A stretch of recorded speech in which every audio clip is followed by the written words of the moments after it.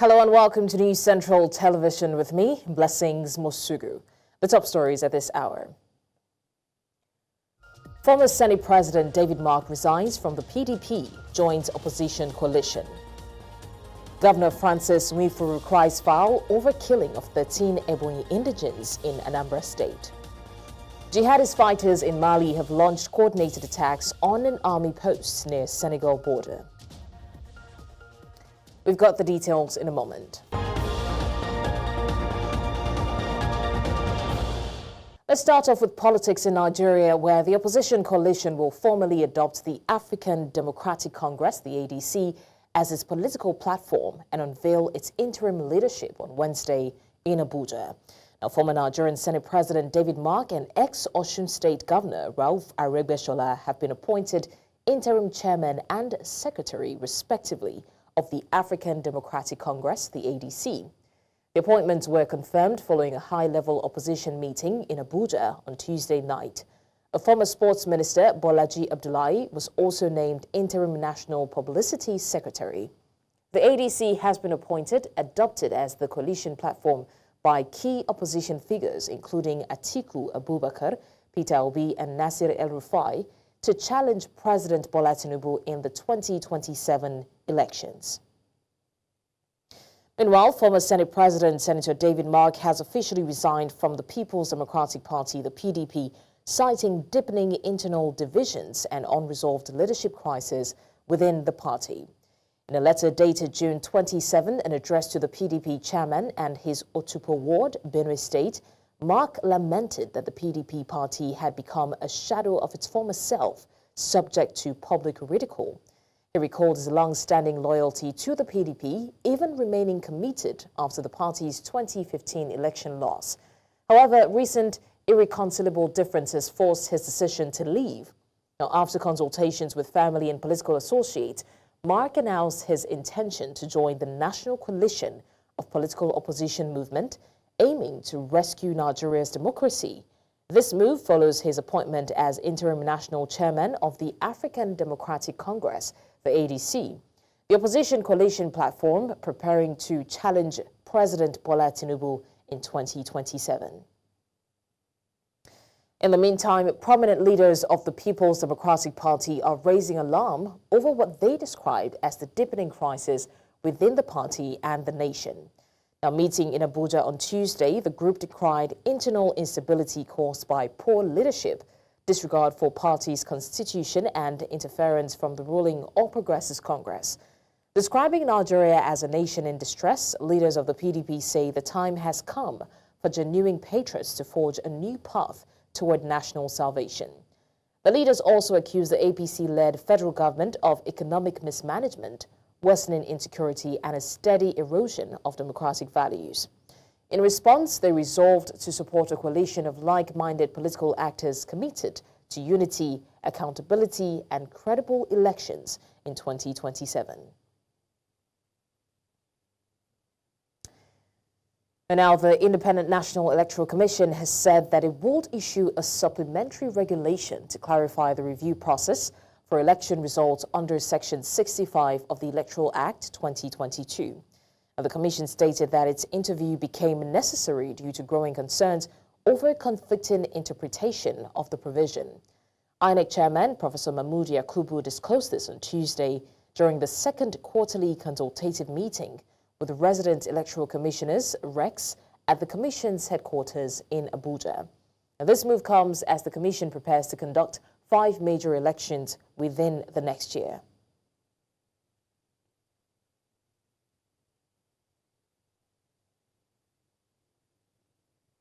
And away from politics now, President Bola Tinubu has faced criticism for offering scholarships to students from St. Lucia and other Caribbean countries to study in Nigerian universities.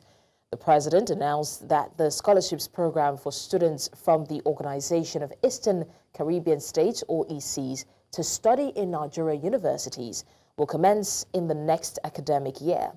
Speaking earlier on the news, an education consultant and policy analyst, Professor Yomi Fawemi, argued this move is ill-timed given the country's severe education crisis. Professor Faweyomi said the president should prioritize fixing Nigeria's education system instead of extending scholarships abroad. Plenary began with the confirmation of... If we really want to, I personally feel that announcement was just a feel-good gesture announcement. For one, is that the St. Lucians asked for a scholarship scheme from Nigeria. No, we did not hear that from their speech. It was the president that made the request. So for me, I think it's an economic thing.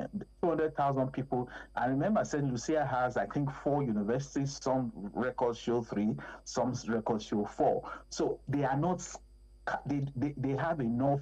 When you think about 200,000, you're talking about a population less than Ekpe or less than a part of Ikeja, and there are 3-4 universities. So universities is not their problem. So maybe the president just wonders, what can I announce that will make St. Lucians happy and respect me for that and applaud me for that. But I don't know which St. Lucian will be coming to Nigeria because of this scholarship. I also wonder the contradiction. The president announcing that, I was wondering, what is he really talking about? Because if you check our educational sector, in April this year, the federal government of Nigeria announced the cancellation of the bilateral scholarship programs that many Nigerians are benefited from. And maybe more contradictory is the fact that, so which university are they coming to?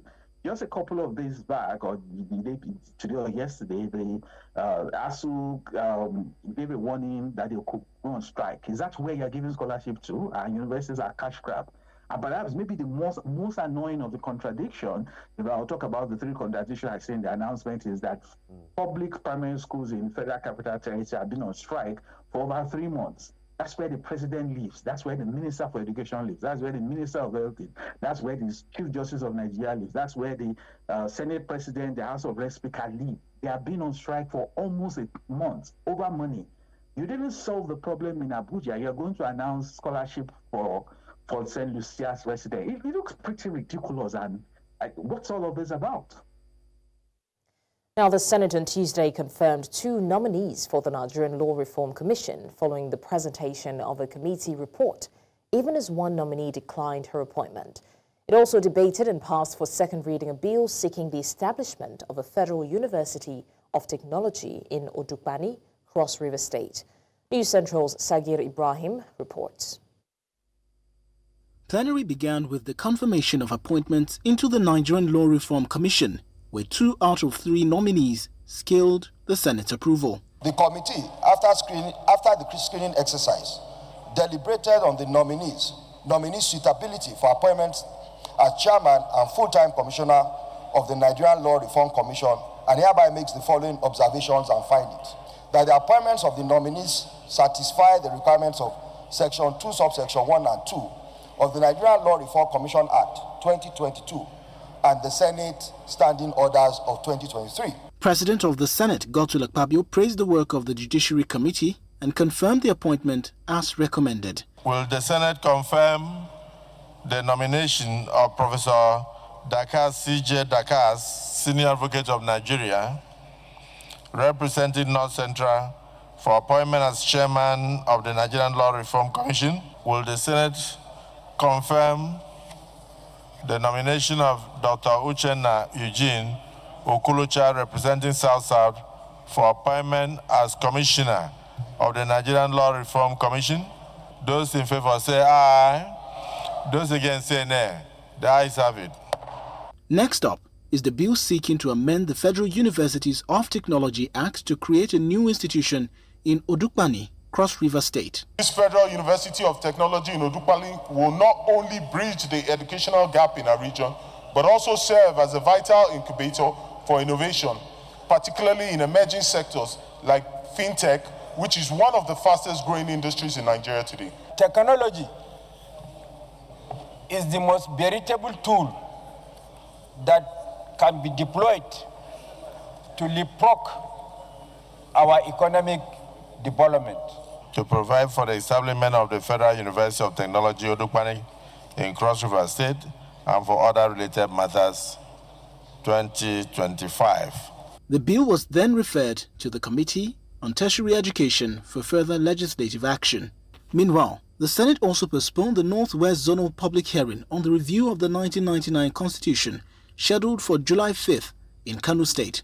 President of the Senate, Godswill Akpabio, says the postponement is in honor of Alhaji Aminu Dantata, billionaire businessman and philanthropist who died on Sunday, June 30th. The Senate resolved to observe 1 minute silence in honor of the late Alhaji Aminu Dantata, and also resolved to postpone the Zonal Constitutional Conference of the Northwest to a date to be mutually agreed between the stakeholders of the Northwest as soon as the Deputy Senate President is back from Saudi Arabia. Akpabio explained that the public hearing will take place in the remaining 5 geopolitical zones in the capital cities of Borno, Plateau, Enugu, Akwa Ibom, and Lagos as their respective locations. In Abuja for News Central, Sakir Ibrahim. All right, going back to the political stories on coalitions and people being distressed about the disunity in the People's Democratic Party and which trickles down to the nation. To further discuss this, I'm now joined by Catch Ononuju, a political analyst who would help us unravel this development. Thank you so much, Catch, for joining us. Thank you very much for having me. All right, let's talk about the coalition, looking at the PDP. We'll start with David Mark. Now, he's been a PDP loyalist for years now. What exactly does this say about the state of the party that even he is willing to walk away now? There's nothing wrong about that. It's horse trading. There's nothing wrong with having your foot in 2 doors. And that's what you've seen quite a lot of them do. If they have been in PDP and didn't say when the party was destroyed, and then there's nothing wrong if they move on. So because being inside has not been part of looking for solutions. And that's what I will tell those who are leaving. But I believe the PDP will come back. I have no doubt about it. If the PDP sees that those who are working with Mark, like Atiku and Co, have moved out, I think they will not come back together and fix themselves. They have had an Atiku Abubakar issue. If we just pray, if it is true that Mark, Atiku, and others can move on, I have no doubt the PDP can fix itself and then be able to do zoning, and then they can rebuild. As you saw at the last meeting, they were all very happy to move forward. But they seem to have one fundamental problem. Atiku's presence and those who support him not agreeing for zoning to be zoned to the south. And that was the fundamental problem of the party. Once the party did not do zoning in 2023, that was the reasons why the party splintered. So if Atiku and those who support him will go away on their own and join the ADC, whatever they call ADA, the PDP may be able to, on its own, now resolve to come back together and then at its next convention, chart a brand new platform for itself going into the elections.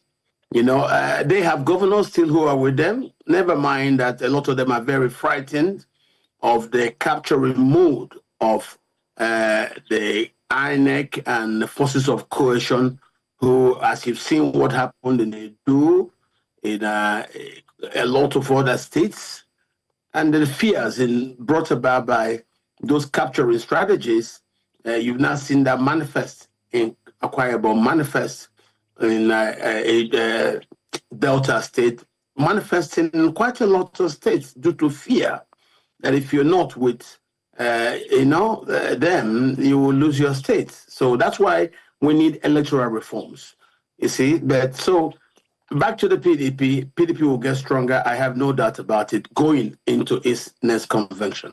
They have now fixed their next meeting in the next 3 weeks. I'm sure by then you will see more people come together and they just may be able to pull through it and then set themselves on a path for rebuilding. I have no doubt about it. Nigeria can never be a one-party state. We are a democracy. We are diverse. We disagree to agree. We agree to disagree. So it's part of who we are. We can't all be in one big pot. It doesn't work that way. Nigerians will not allow such to occur. So I expect, for the sake of the democracy, that the PDP gets its act in order, which I think they're about to resolve right now. Okay, so speaking of diversity, now this new opposition coalition seems to be gaining a lot of momentum, and very quickly, if I may add, especially with big names like Atiku and El-Rufai backing it. So do you think that this is shaping up to be a real challenge to Tinubu and his administration in 2027, or is it too early to tell? It is not too early to tell. It also will, the challenge will depend on what do they do to unite the opposition. Don't forget, what destroyed the opposition was a refusal to zone. Don't forget that. So whether you come together as an alliance or you come together as a coalition, what you need to understand is what is the foundational problem that brought about an implosion in the opposition camps. It was the refusal by people like Atiku and co to agree to zoning. So if either in the alliance or in the match forces or in the PDP, it is agreed to now do the right thing, and then they will agree to zone to the south. That's when you can now get the opposition come back together. But if they still keep playing the stories of it's me or no one by Atiku, which from what I have now agreed, understood, I think Atiku has come to the terms that yes, the zoning has to go to the south. And that's, if you ask me, the only thing I'll tell you will help this. If you don't zone it to the south, it's gone. But once you zone it to the south and get Atiku calm, then the party will be able to use P2B to rebuild the oppositions. And then we can have our politics and our democracy back onto very solid ground. Because the only problem that caused the implosion of the opposition was the refusal of the opposition people to zone. And that's what's cost. So if you now resolve that problem and zone to the south and then target, say, P2B, that's when the opposition can have any chance of rebuilding itself. But splintered opposition, as everybody says, they don't have the punch it takes to mount a credible challenge to the Tinubu's presidency. Okay, I mean, I'm glad that you've mentioned democracy and also talked about the fact that it's not meant to be a one-party system, because we've got David Mark, we've got Ralph Aregbesola, people from different political backgrounds working side by side. What does that kind of partnership tell us about how and if the political landscape is shifting? It's an admission by them, David Mark, Atiku and co, that they failed. They made a mistake. You see, nation building in regards to the politics of the country means there must be inclusion. If there is no inclusion and you're only insisting on trying to practicalize the decrees and the things that the soldiers wrote, then you can damn it, say, come, let's do opposition, let's do alliance. No, you must remember there is that ingredient inside nation building called inclusion. Without inclusion, you can't build partnership. Without partnership, you can win. Just like how the way APC came to power. Buhari tried it alone, it didn't work. But when he got the inclusive support of people from the South, and most pivotally, people from the PDP, called MPDP, it was that rainbow that gave him victory. So if you do not plan to include people, like embracing nepotism as policy, that's what destroyed Buhari's administration. And the nepotism was extended into all parts. And that's what I tell you. If the opposition gets it right, you will see a lot of changes inside the Tinubu administration. It will now be acting in recognition of an alternative platform being presented by the opposition. But if they do not think about inclusion, forget about it. All right, thank you so much, Kacha Onoju, political analyst, for joining us to discuss this. And definitely, like I always like to say, we'll see how this pans out and see what this means for democracy and inclusion in Nigeria's political landscape. Thank you so much for joining us. Thank you for having me.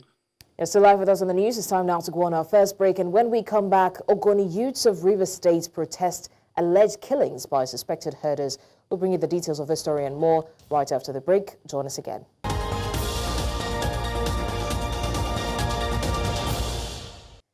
Many thanks for staying with us. Now to security matters. The Ebonyi State Governor, Francis Nwifuru, has strongly condemned the killing of 13 Ebonyi indigents during a community meeting in Ogboji, Orumba South local government area of Anambra State.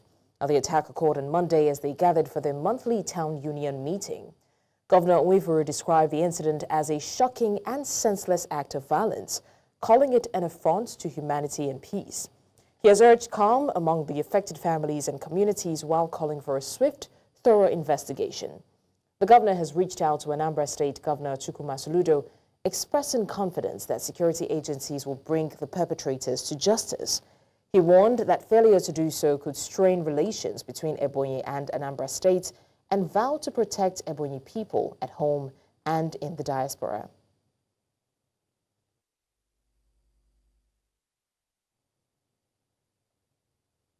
Now, a Kenyan court recently declared the detention and transfer of IPOB leader Nnamdi Kanu from the country in 2021 as illegal. Nnamdi Kanu's younger brother, Kingsley, petitioned the Kenyan High Court challenging Kanu's extradition from Kenya to Nigeria. The petition alleged that Kanu's rights were violated during his arrest, detention, and rendition. The Kenyan High Court declared the rendition illegal and awarded 10 million Kenyan shillings in damages.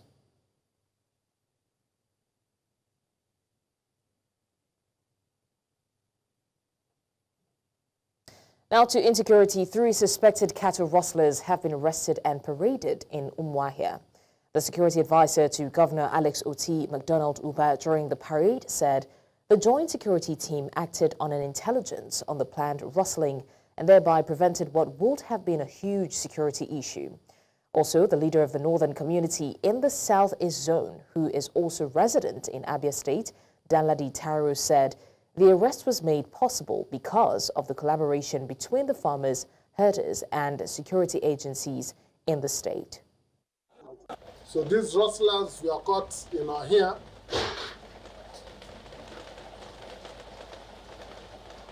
Rustling cattle they had already arranged for the buyers from their fellow Fulani herdsmen.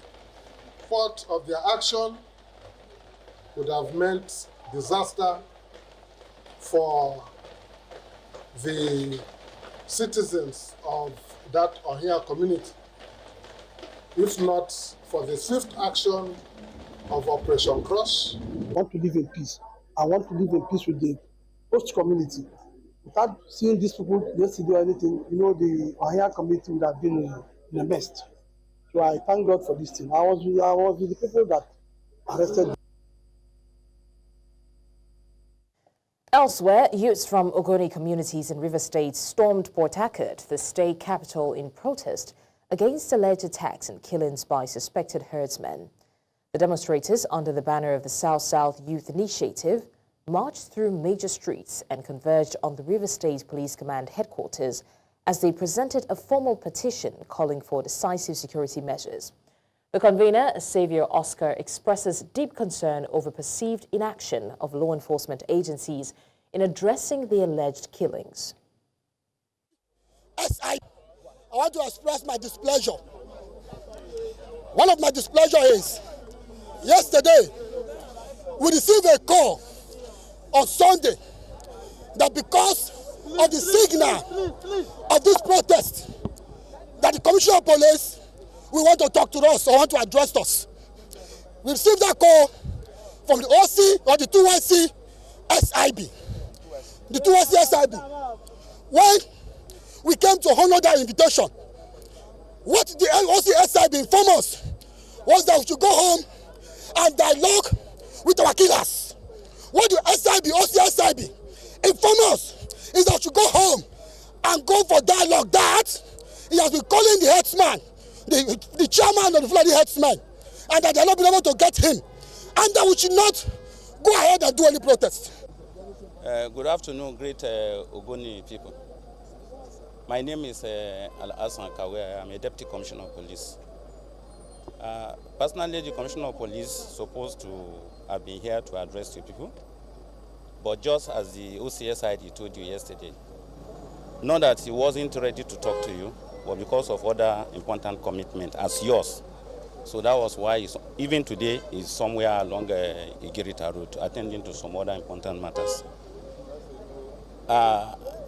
My Commissioner of Police has been very, very serious with the issue of herdsmen and the community where they live. I've been a witness to several meetings he has held with them. And on several occasions, he encouraged the various DPOs and area commanders to have a stakeholder meeting with them in order to come out with a solution to all these crises we've been having. I am very sure, and I assure you, that he will never joke with your request, and I am sure he's going to take a very drastic decision on this and ensure that this menace come to an end. Now in Lagos State, the police command has called on school proprietors across the state to promptly report any suspicious activity as part of its renewed efforts to safeguard educational institutions from emerging security threats. The State Commissioner of Police, Olorundare Jimoh, said this at the unveiling of Schools Protection Squad in Ikeja. News Central's Victor Mbadike has more. Schools and students have become soft targets for attacks by criminals across the country, leading to the closure of these schools, consequently denying them of learning. These growing threats have necessitated the urgent need for practical and proactive measures to protect the educational sector. In response, the Nigerian Police Force has introduced the Schools Protection Squad, a special initiative aimed at preventing attacks and enhancing the safety of students and educators. In Lagos, stakeholders gathered at a forum in Ikeja to discuss the initiative. School insecurity is not only a breach of the right to education, it is a discrete threat to global peace and human capital development. It challenges the international commitment to Sustainable Development Goal 4 SDG, ensuring quality education, and Goal 16, promoting peace, justice, and strong institutions. I urge our schools, parents, and community leaders and communities to work in consonance with the security agencies as we champion the cause of security, safety, and well-being of our children. These policies, programs... According to Global Coalition to Protect Education from Attack, over 5,000 attacks were recorded on schools between 2020 and 2022, affecting more than 22,000 individuals and disrupted the right to education across 28 countries. The Lagos State Commissioner of Police, Olorundare Jimoh, consequently emphasized on the need for vigilance and cooperation. To the students and pupils here today, you are our heartbeat and the heartbeat of this initiative. Your education is our priorities and your safety is our obligations and mission. I encourage you to stay vigilant, report suspicious activities, and participate in safety programs in the schools and at home. Your voices matters, and we are here to protect you. The IGP also announced that training programs will be rolled out for educators, school administrators, and security staff to equip them with the skills to recognize, report, and respond effectively to potential concerns. In Lagos for News Central TV, Victor Mbadike. The Okoba Abattoir in Agege, Lagos State has officially been reopened, but only after meeting Lagos State's sanitation benchmarks. Authorities say this is the second shutdown in 2 years. News Central's Amenze Bazoye investigates whether this time the reforms will be sustained or old habits will return. Following its indefinite closure on June 19th for environmental violations, the Oko-Aba abattoir was reopened on June 28th after operators substantially complied with hygiene requirements. Lagos State Commissioner for Environment and Water Resources, Tokubo Wahab, announced that the traders have promised to comply with hygiene prescriptions. As part of the reopening conditions, monthly inspections by the Environment Ministry are now mandatory. The shutdown had highlighted serious public health risks. Untreated waste in drainage channels had threatened to unleash waterborne diseases and polluted residential areas. An interaction with the butchers themselves revealed that they are ready to maintain hygiene standards. The government wanted us to, to clean the environment. And the meat, they want it to be in a very hygienic state. Since we are giving it to the population in Lagos, they don't want to compromise anything that will harm or become epidemic to the people of Lagos State. The government took it upon himself that they have to come in here and clean the environment entirely, and which is exactly what we have done.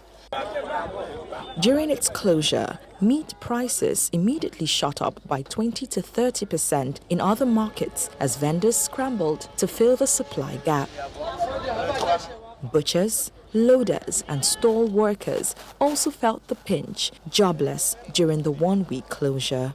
Many of our people, we don't know how much they lost because some of the cow die, some of the cow fall down, but we know say we have big loss in this market. But we thank God, as government here, our boys look us, come and open this place for us. The gates of Oko-Aba abattoir have reopened and the knives are back at work. But after 2 shutdowns in just 2 years, trust in the system is hanging in the balance. The question now is, will the authorities make compliance more than just a word, or should we expect yet another shutdown? In Lagos, for News Central, Ameze Bazwaye. Now, despite being richly endowed with oil, gas and solar resources, Nigeria still grapples with significant energy poverty. Industry experts at the ministerial session of the Nigeria Oil and Gas Energy Week in Abuja say bridging this gap will require stronger policy frameworks, enhanced collaboration and alignment on geopolitical fronts to ensure a just and inclusive energy transition. News Central's correspondent Aisha Salihu has the details. The ministerial session focused on securing Nigeria's energy future, highlighting current production levels at 1.745 million barrels of crude oil per day, with targets set to hit 2 million barrels per day by the end of 2025. Nigeria also boasts of over 200 trillion cubic feet of proven natural gas reserves. Stakeholders emphasize the growing role of indigenous oil companies, especially as international oil firms shift to offshore operations. We are committed to national development. Our mandate remains rooted in 3 pillars: ensuring energy security, enabling economic growth, and creating long-term value for the country. And critically, we see ourselves not only as participants in the energy transition, but as leaders. We have increased production by 300,000 barrels. That shows that we have indigenous capacity. We have value retention in the country. But for us to sustain this momentum, we need to also sustain our program of capacity building. And this is where PTDF is very strategic, NCDM is very strategic, other, PTI and other agencies are very strategic. Attention also turned to Nigeria's heavy reliance on unclean energy sources and the broader implications for climate change. Experts stressed the urgent need for clean, accessible and affordable energy for all Nigerians. For what I have studied within the system is that we have investors that are ready to invest into the sector, but the evacuation has been a very big hindrance. Today, the GCEO has talked about the River Niger crossing, which will boost production of gas from the Niger Delta region, evacuation into the gas pipeline. And beyond that, when the AKK is completed, we'll have it channeling gas to the northern part of the country.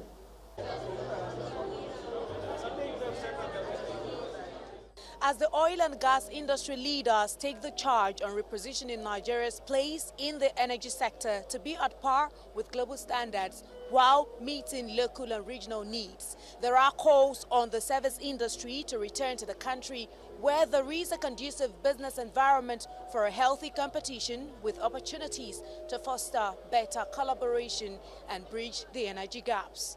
In Abuja, for News Central, Aishat Salihu. And now coming up on the news, France returns military base to Senegal. We'll tell you more after the break. Do stay with us.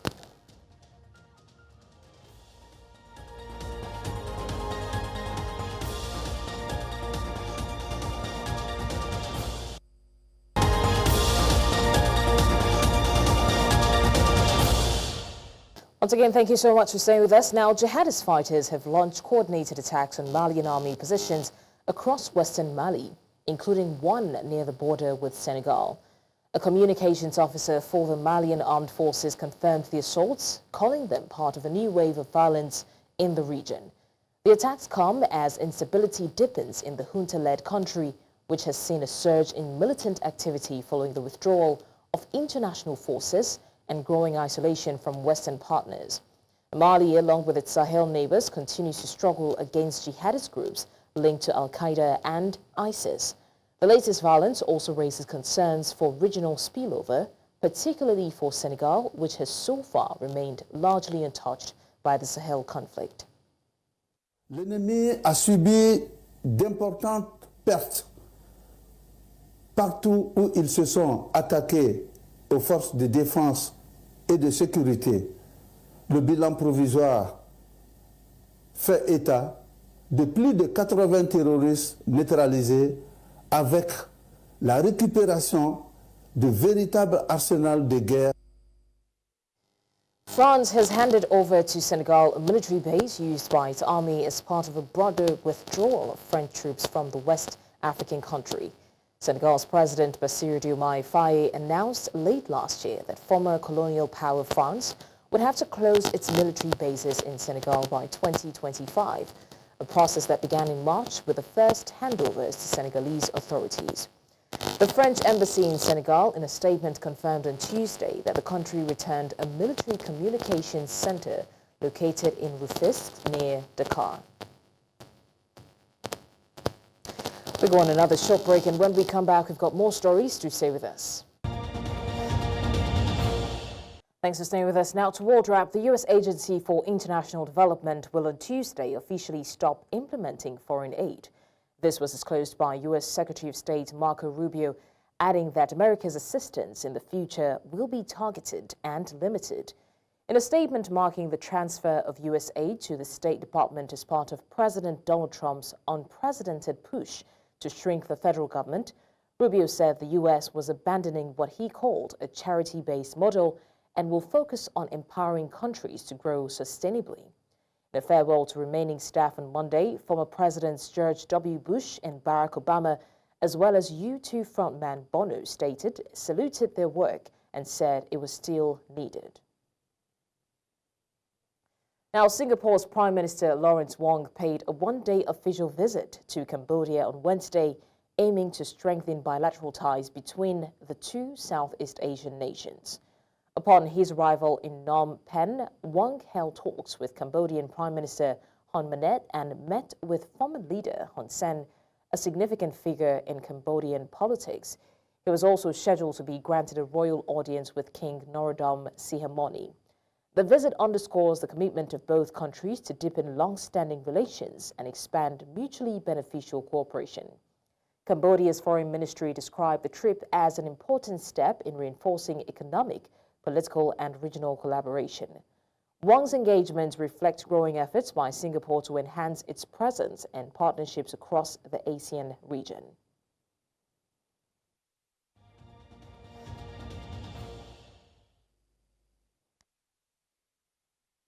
Revenue Authority, GRA, has announced that the Energy Sector Levies Amendment Act 2025 Act 1141 will take effect on July 16, 2025, after a brief suspension last month.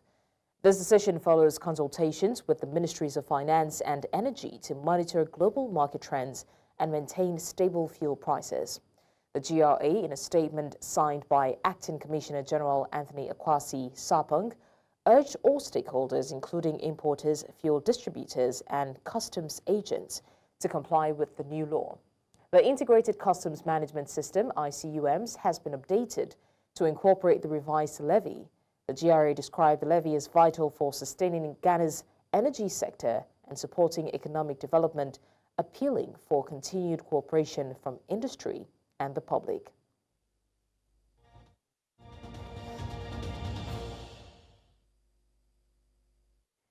And to sports, Nigeria's top table tennis player Quadri Aruna has slipped from 23rd to 24th in the latest International Table Tennis Federation ITTF World Rankings despite maintaining 1,140 points.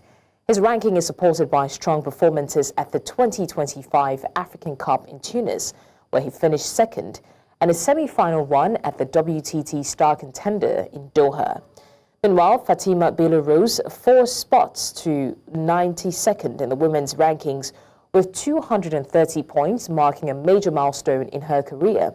Although she has not played since May, Bello benefited from updated rankings based on past results, including a semi-final finish at the African Cup and a quarter-final appearance at the 2024 African Championships. Well, that's all on the news at this hour. But before we go, let's take another look at some of the major stories. Now, we told you that former Senate President David Mark resigns from the PDP joint opposition coalition. We also told you Governor Francis Nwifuru requires foul over killing of 13 Ebonyi indigents in Anambra State. And finally, we mentioned that jihadist fighters in Mali have launched coordinated attacks on an army post near Senegal border. Remember, you may send your eyewitness report to the WhatsApp number on the screen. Also, do well to follow us on social media. We are at News Central TV. You can watch News Central live on DSTV, channel 422, GoTV, channel 23, Star Times, channel 274, Avo TV, and YouTube. Many thanks for watching. I'm Blessings Wasugu.